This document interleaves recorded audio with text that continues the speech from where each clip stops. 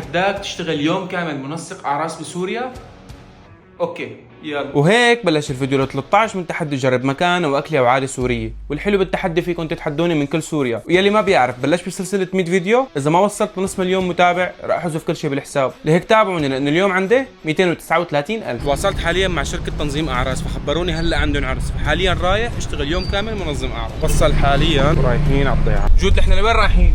اليوم طالعين على ضيعة اسمها كفربو. وصلت حاليا على الكنيسه لحتى افرجيكم تجهيزات اكليل العرس. هلا عندنا كوشه تجهيزات دخلت العروس والعريس، شوفوا ما احلاها. حاليا راح نباشر. طلعت الشغله ما انا سهله بنوب. حابب اعمل تيست تتجوزين. هلا خلصت من تظبيط الوردات، هلا صرنا على كوشه المدخل، فهلا بلشنا نحط بهالوردات. ناخذ استراحه ساعتين زمان. طلعت القصه صعبه وانا تعبت. فرجيكم تجهيزاتي للسيارة العريس والعروس. رسالة لمرتي المستقبلية، اليوم لحالي بس بكره اكيد معي. والله ما انا معلم بحطة الوردة على الليموزين. وهيك صارت النتيجة النهائية للمدخل، شوفوا لها الاضافة ما احلاها. وهون تجهيزات الورد الاخيرة. كل هذا اللي شفتوه هو تنظيم شركة بلوز ايفنت. فهلا راح اعرفكم على جود صاحبة. ان شاء الله تكون قضيت معنا نهار كثير حلو.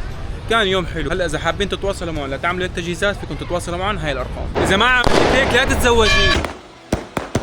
وهلا اكتبوا لي بالتعليقات شو بدكم التحدي الجاي.